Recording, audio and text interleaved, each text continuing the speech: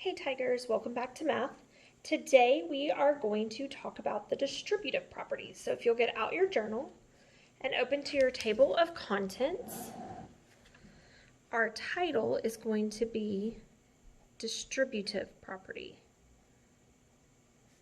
And this is something that we will use to help us solve equations. And remember, as always, if you need to pause or rewind, feel free to do that as you're recording your notes. So we are on page 12.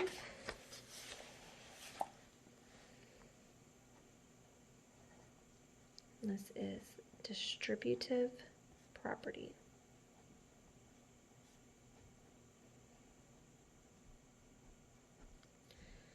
So the distributive property allows us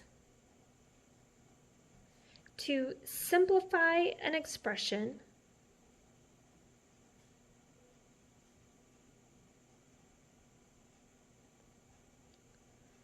by removing the parentheses.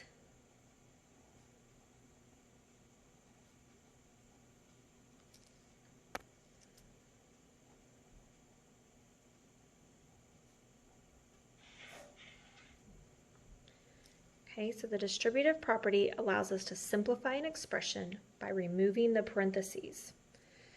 So if we had A times B plus C, distributive is kind of what it sounds like. You distribute, you share.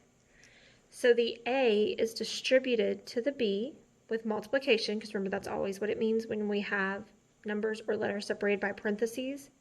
So this would be A times B, and it is also distributed to the C, so plus A times C, which could also be written as AB plus AC, because remember when two letters are touching, that means multiplication. So let's look at a couple examples.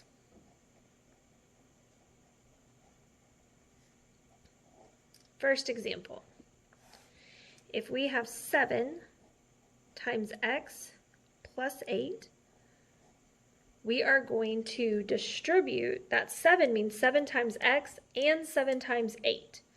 So we are going to distribute that 7 to the x, so we have 7 times x, remember the dot means to multiply, and we have 7 times 8, and the addition sign gets brought down.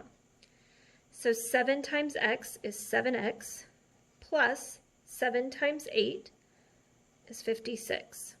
So our expression would be 7x plus 56.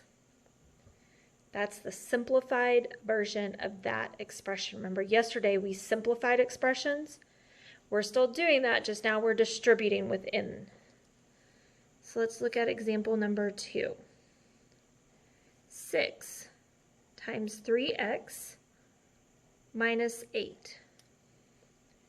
The 6 is what needs to be distributed, so I'm going to distribute the 6 to the 3x.